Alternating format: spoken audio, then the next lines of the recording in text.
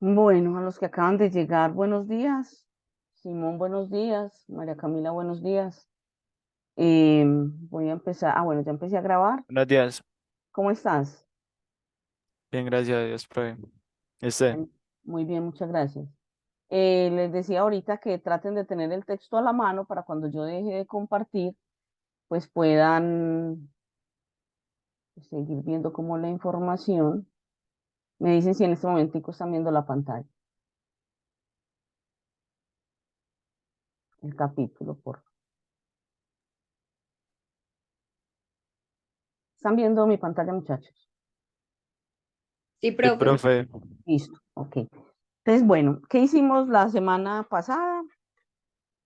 Empezamos a hablar de producción, pero hablamos, digamos, de producción a largo plazo, que son las isocuantas y son las isocosto, pues que lo hice así porque teníamos todavía el conocimiento sobre curvas de indiferencia y línea de presupuesto muy reciente.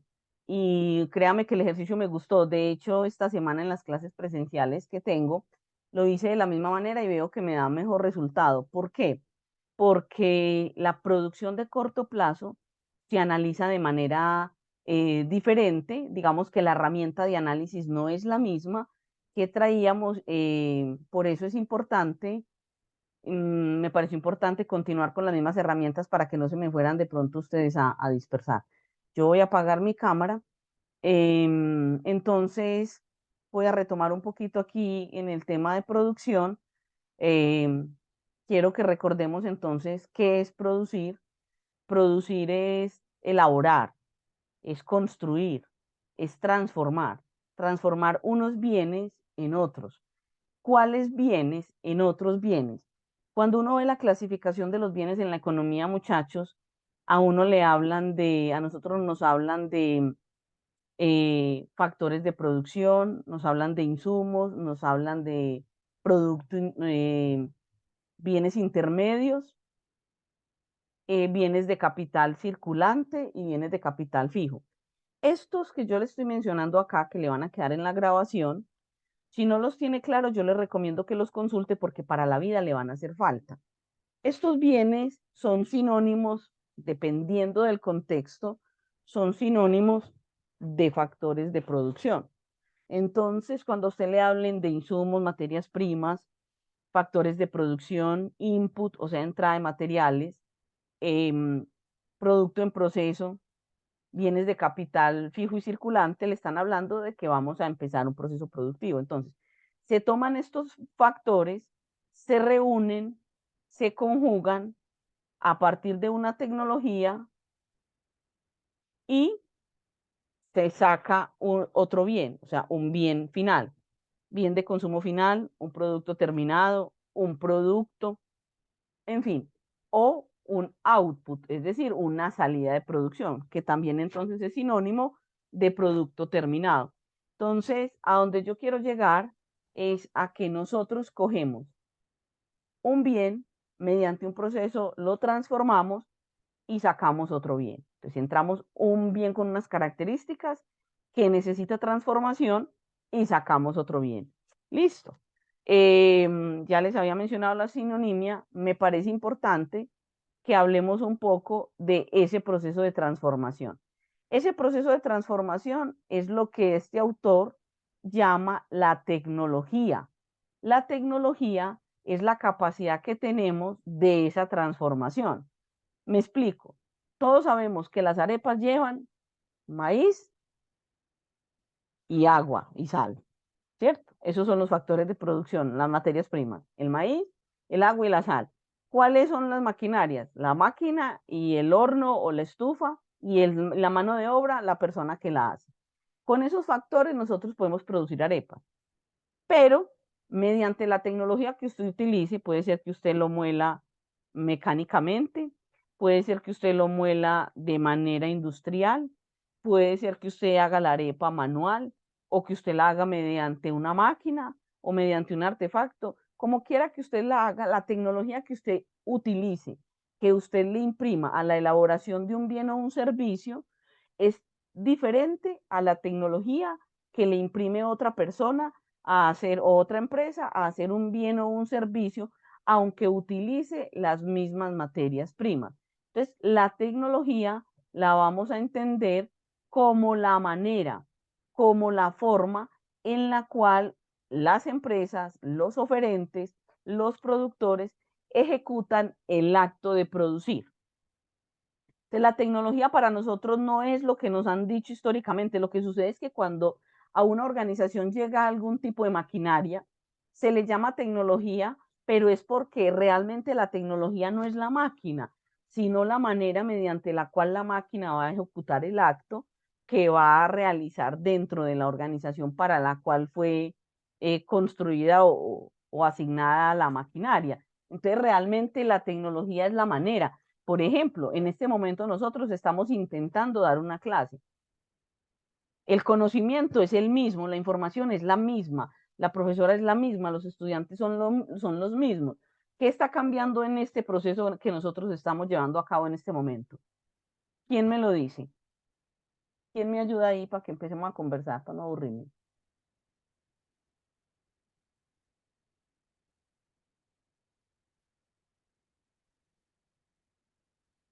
¿Qué es lo diferente entre una clase presencial y una clase así?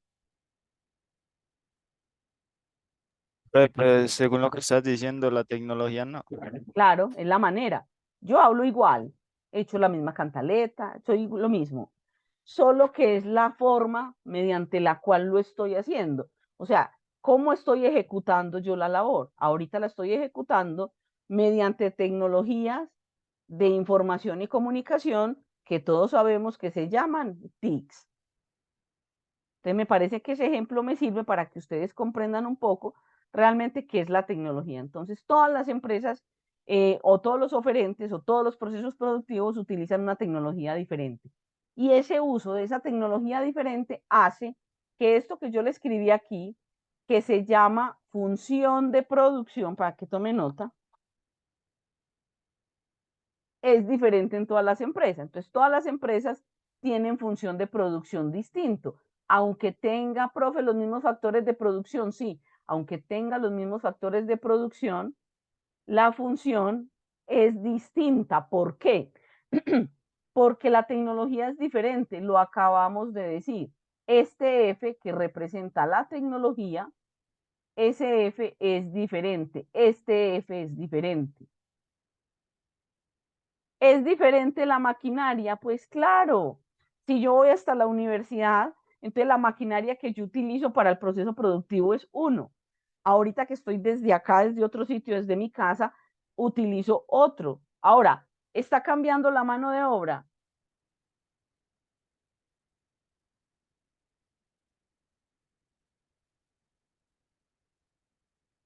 Esa era una pregunta. Joanny, buenos días. Nicolás, buenos días. Los escucho. En lo que estamos haciendo está cambiando la mano de obra. ¿Qué me dicen? Profe, no, la misma mano de obra, solamente cambia la tecnología. Exactamente. Yo soy la misma que estoy haciendo la labor, pero sabes, me requiere menos esfuerzo, pero no está cambiando la mano de obra. Entonces le pregunto a Joanny, ¿cambia la tecnología? ¿Cambia el capital? Y no cambia el trabajo. ¿Está cambiando en general la función de producción? Sí, claro, está cambiando la función, no. Cambia la función de producción. Y más Sí, claro. adelante veremos que si cambia la función de producción, cambian los costos.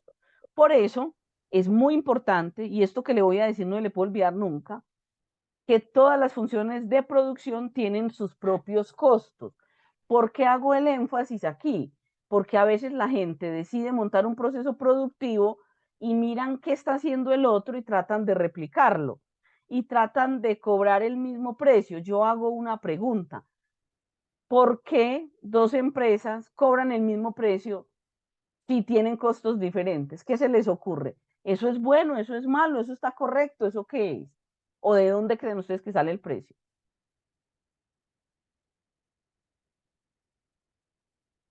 Este capítulo es más conversado. Escucho. Pero pues lo que yo pienso es que tal vez tienen el mismo precio para competir, pero una empresa puede tener más costos que otra. Sí, eso es cierto. La estructura de costos es diferente. Se pone el precio para competir. ¿Qué sucede? A veces cuando se conoce la estructura de costos, usted puede tomar la decisión y dice, sí, yo voy a nivelar el precio, aunque yo castigue mi margen de utilidad para competir, y esa puede ser una buena estrategia, ¿sí o no? Sí, Pero si usted no conoce su estructura de costos y usted decide competir sin conocer la estructura de costos y usted le pone el precio a las arepas porque doña Pepa las vende a ese precio, la probabilidad de que usted se quiebre es muy alta. ¿Por qué? Porque si usted no conoce sus costos, usted no puede ponerle el precio de una estructura de costos diferente. Les voy a contar un caso de la vida real. La primera empresa que yo asesoré, eso hace por ahí unos 8 años, fue una bomba de combustible, de gasolina.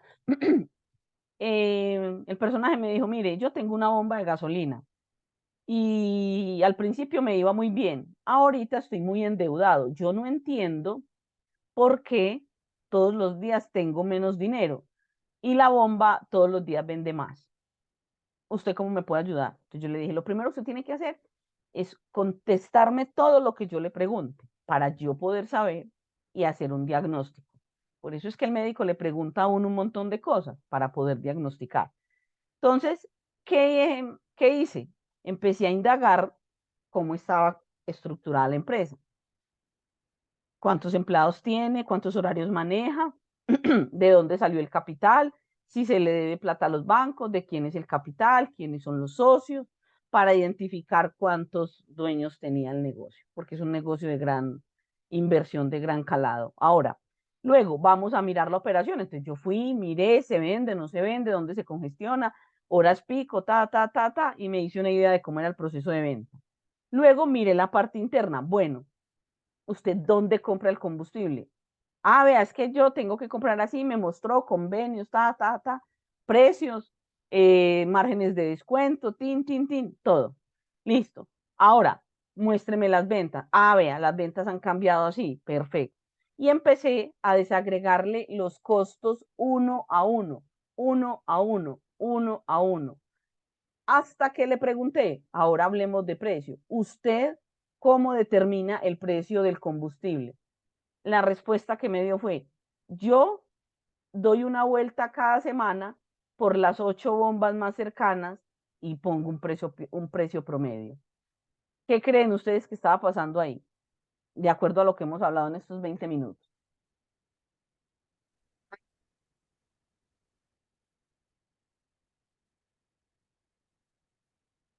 Profe, que a pesar de que podía vender más, como tenía costos muy altos, le estaba empezando a generar pérdidas. No conocía los costos y vendía mucho y estaba cobrando el precio de la estructura de costos de otra bomba. ¿Por qué la estructura de costos es distinta? Ustedes no han visto que hay unas bombas que tienen un montón de bomberos y hay otras que tienen menos bomberos. Uno que piensa, uno dice, este tiene menos bomberos porque vende menos, este tiene más bomberos porque vende más. Obviamente es probable que o el margen de ganancia sea menor o claramente estén teniendo a mediano plazo un problema de costos. Entonces, ¿a qué punto llegamos? Yo volví a establecer todos los costos, le encontré costos que él no sabía que existían, no tenía ni idea que eso era un costo, y llegamos al costo por galón distribuido en todos los productos. Listo, a CPM, gasolina, corriente y extra. Y se estableció, dependiendo de los costos, un precio de equilibrio. ¿Qué es el precio de equilibrio? El precio de equilibrio es aquel que me permite recuperar los costos, así no gane. ¿Cuántos galones debo venderme diariamente como mínimo para cubrir por lo menos los costos? Hasta ahí van conmigo. siempre sí. Perfecto. Sí, Luego de ahí, entonces ya miramos si está vendiendo más o si está vendiendo menos. Si está vendiendo menos, hay que proponer una estrategia de ventas o una disminución de costos. Yo le propongo primero estrategia de ventas. Y si no le funciona, luego disminución de costos, pero primero estrategia de venta, repito. Si está vendiendo por encima del punto de equilibrio, entonces vamos a mirar el precio que estás cobrando y el margen de utilidad de por qué no te está quedando ganancia. Cuando yo llegué a la bomba, se estaban perdiendo mensualmente un promedio de 38 a 40 millones de pesos mensuales. Una bomba que vendía más de 100 galones de combustible. Listo, yo estuve con él 2 años y medio. El primer año empezamos a bajar la pérdida, porque no se puede bajar de una porque el mercado lo rechaza. Implementamos varias estrategias. Una estrategia que se implementó, que ya la estoy viendo en otras bombas, y esa fue primero allá, en una bomba en Bello, que fue donde yo hice el análisis. Implementamos una isla solamente para motos, porque las motos congestionan mucho, pero compran poquito, porque el tanque no es muy grande, entonces la venta, el llenar el tanque no es tan chévere como llenarle el tanque a un camión o a un vehículo. Entonces se abrió, se hizo una inversión adicional, se abrió una isla para motos, porque ya se tenía una para taxi. Listo. Esa fue una estrategia. Durante el año vimos que la estrategia funcionó, entonces al siguiente año empezamos a reducir costos. Se empezó a reducir el personal y a darle bonificaciones al personal que quedaba. Se le empezó a dar refrigerio a los taxistas para que fueran a tanquear hasta allá. Y se continuó con la estrategia pues como de mercadeo y de venta. A los 2 años o a los 2 años y medio, cuando yo ya terminé la consultoría y le dije, ya no es necesario que me tengan y que me paguen y que me contrate más, ya usted lo puede hacer solo, él ya no solo no estaba perdiendo, sino que estaba teniendo ganancias más o menos entre 35 y 50 millones de pesos, dependiendo del nivel de ventas del mes, mensuales. Entonces, el negocio dio en 2 años y medio completamente la vuelta. ¿Por qué? Por una razón, porque no conocía su función de producción, por lo tanto, no conocía su estructura de costo. Eso es muy importante. Hoy las empresas en el mundo, la mayoría que se quiebran por estrategias de competencia inadecuadas. El dumping, que es cuando usted vende un producto por debajo de su costo para quebrar una empresa, y eso es ilegal, entre no saber realmente costear y estar trabajando con unos precios no competitivos. Entonces, de ahí la importancia de este asunto. Ahora, ya teniendo clara la importancia y la necesidad de la estructura de costos, es importante que sepamos entonces que la función de costos se analiza en 2 tiempos, en 2 momentos. Ayer me preguntaban en una clase que por qué Pindic ponía la función de producción en Q minúscula. Yo la pongo en Q mayúscula porque yo hablo del mercado en general. Él habla de una sola empresa. Entonces, cuando hablamos de una sola empresa, aquí la Q de producción, esta que ustedes están viendo acá, es minúscula. Eso es lo que quiere transmitir el autor. Pero pues yo la trabajo siempre con mayúscula para que no se me vayan a enredar. Para que lo sepan, pero se los menciono porque ayer en clase alguien me lo preguntó. Pues para él esta es la función de producción individual. Yo trabajo más con una función de producción de la industria o agregada. Ya en macro, pues entenderán a qué hace referencia a las variables agregadas, que ciertamente es una sumatoria, pero es lo mismo, pues, a eso donde quiero llegar. En este momento es indistinto porque el análisis básicamente es el mismo. Entonces, la producción se puede generar a corto y a largo plazo. ¿Cuál es la diferencia entre el costo y el largo plazo? No sé si de pronto alguno haya leído, que esa era como la intención de todo este tiempo, que llegaran a clase leíditos. Muchachos, me excuso un minuto, por favor, voy a pausar la grabación. Listo, muchachos, qué pena, gracias. ¿Quién tiene alguna idea entonces de la diferencia de una función de producción de corto plazo y de largo plazo? ¿Qué me quieren contar? Que en corto plazo no es posible alterar las cantidades de uno más factores y a largo es necesario que sean variables. Listo, muy bien, pero conversémoslo para que no se lo aprenda de memoria Simón y le quede para la vida. ¿Cuál es el factor que no puedo alterar en el corto plazo?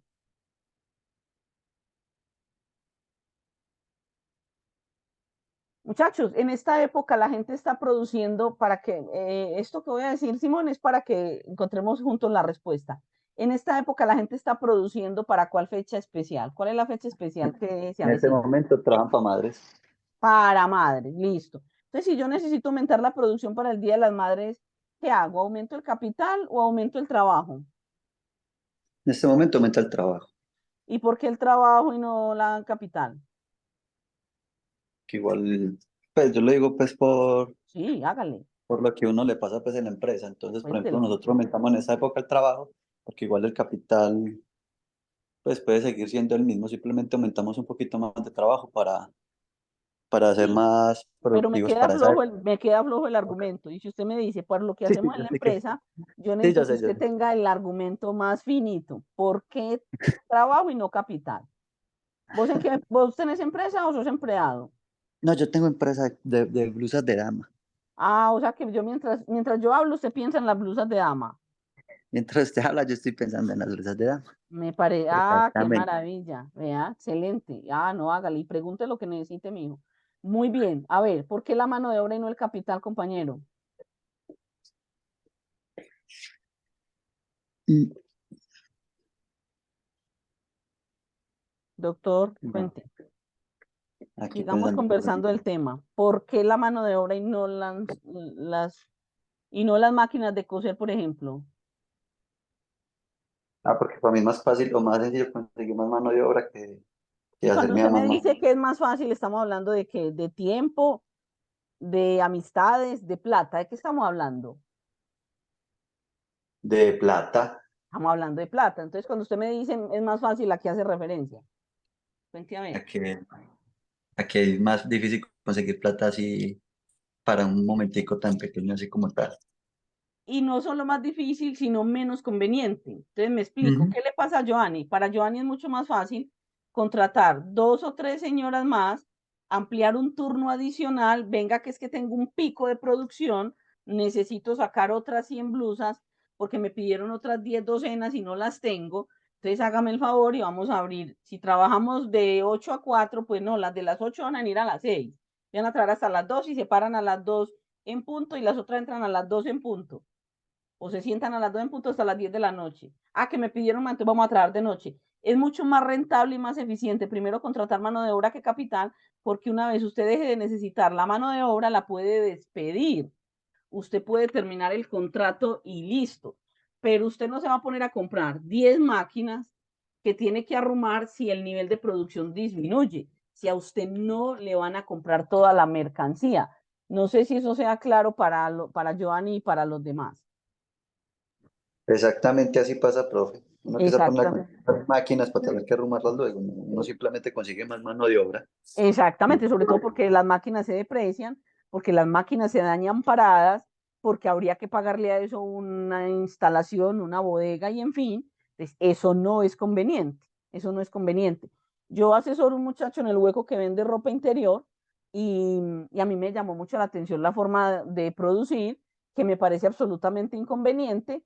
Se lo dije hace año y medio, intenté cambiarle la manera de pensar, no pude, no me paró bolas como el otro, en este momentico ya le dé plata hasta el contador, que es el que menos gana, entonces uno dice, bueno, exactamente. Cuando usted no conoce su estructura de costos, usted hace bobadas, cuando hace bobadas se quiebra. Entonces termina uno gastándose la plata de los bancos endeudado hasta la cabeza. Entonces es muy fácil, es muy fácil eh, tener un negocio cuando usted lo entiende.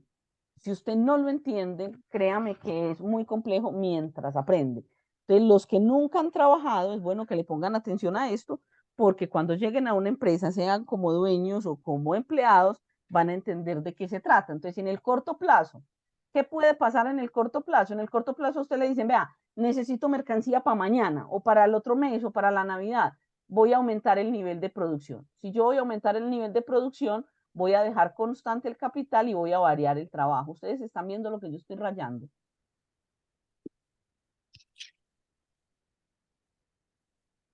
Profe, Sí, sí. profe. Listo. Entonces, ¿cuál es la definición de corto plazo? Periodo de tiempo en el que no es posible alterar las cantidades de uno o más factores. Pero ¿cuál es ese factor que no se debe alterar en el corto plazo? La tecnología. El capital si la empresa es manufacturera, ¿cierto? Ujú.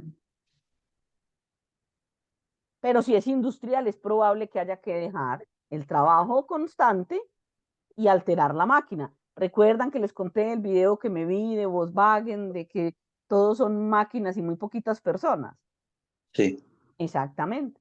Ah, que es que aquí hay un pico de producción. Bueno, haga el favor, traiga uno de esos muñecos que tiene por ahí guardados en la bodega y préndalo, ¿cierto? Y usted, señor empleado, pues me programa también ese muñeco para que trabaje. No voy a contratar más personas, voy a traer más maquinaria porque la empresa es industrial, que esa es otra cosa que hay que determinar. Si la empresa es industrial o manufacturera. ¿Hasta ahí van conmigo? Sí, profe. Apenas, Pero ¿me puedes repetir, porfa? Disculpa. Lo de la tranquilo, claro. ecuación. Aumentar el nivel de producción. Aquí, en el corto plazo, yo voy a aumentar el nivel de producción, por eso le hice la flechita hacia arriba, ¿cierto? Si yo voy a aumentar en el corto plazo, o sea, rápidamente la producción, la invitación es a dejar constante uno de los factores y poner variable el otro, ¿cierto? Simón, si la empresa es manufacturera, ¿cuál factor varío? El trabajo.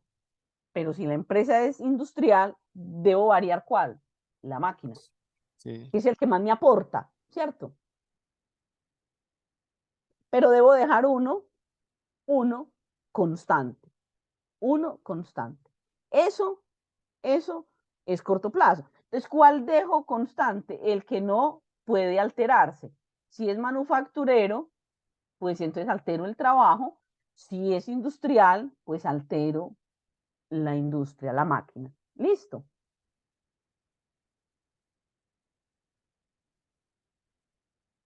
¿Qué hace el autor aquí? El autor aquí dice, bueno, vamos a mirar cómo sería la producción con un factor variable y el otro constante. Normalmente, muchachos, nos vamos a encontrar empresas manufactureras, son muy comunes, son muy comunes. Entonces, por eso dice aquí, la producción con un factor variable y lo mete entre paréntesis el trabajo. Aquí estamos hablando de una empresa industrial o una empresa manufacturera. Manufacturera. Uy, qué pena. Ah, bueno, sí, es que Elia Pierce me repetía que como me estaba cambiando al computador, no había escuchado la pregunta. Aquí estamos hablando de una empresa, cuando yo decía antes de que te salieras que hay empresas manufactureras e industriales, entonces hay un factor constante y el variable es dependiendo del tipo de empresa. Sí, En sí, este hasta ahí sí, caso, no solamente la exacto. última preguntita. Entonces, en este caso, cuando él dice la producción con un factor variable y mete entre comillas el trabajo, que ya un compañero contestó, ¿a qué tipo de empresa se está refiriendo? ¿A una empresa industrial o manufacturera? Manufacturera. Exacto, manufacturera. Si se corta, volvemos por el mismo link. ¿Listo? Inmediatamente. Ok, muy bien. Vamos a mirar entonces lo que plantea el autor con una empresa manufacturera.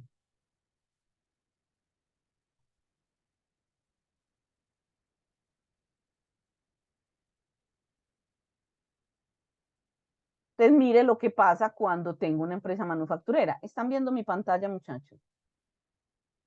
Sí, profe. Listo. Vamos a hacer una cosa. Yo voy a abrir una hojita en Excel y como usted, a mí me hubiera gustado dar este curso presencial, pero cuando lo trabajo virtual me gusta mucho porque me permite hacerlo de una vez en Excel y esto a Joanny y a todos los que trabajan hoy en una empresa les puede servir mucho, mucho, mucho, porque básicamente esto es lo que yo hago en una consultoría. Bueno, partiendo del supuesto de que usted confíe un poquitico en mí, porque si no, uno dice, ah, bueno, está bien, échelo por allá, lo olvido. No pasa nada. Mire aquí, voy a tratar de cuadrar esto. Ahora se me corta y vuelve y me descuadra, pero voy a tratar de cuadrar aquí dos hojitas, una en Excel y el cuadro de la...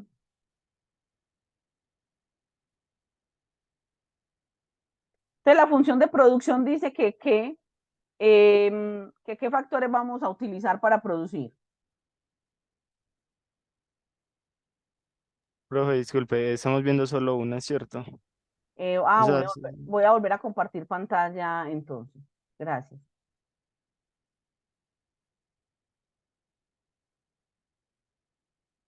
¿Cómo hiciéramos para ver las dos? A ver. Ahora, sí, sí, ahora las sí. dos. Sí, sí, las dos. Perfecto. ¿Cuáles son los factores que vamos a utilizar para producir, muchachos? Trabajo, la cantidad de trabajo, Sí, entonces voy a poner aquí trabajo y vamos a la utilizar, cantidad de capital. capital. Ajá. El trabajo que me propone el autor va desde 0 trabajadores hasta 10, ¿cierto? Ujú. Y lo Sí. voy a ir contratando de a uno. Ah, pero este es tan charro. Esto es 0, 1, 2, venga. Vamos a cogerlo hasta 10. Tengo 10 trabajadores. Listo, muy bien. Esos 10 trabajadores, ¿con cuánto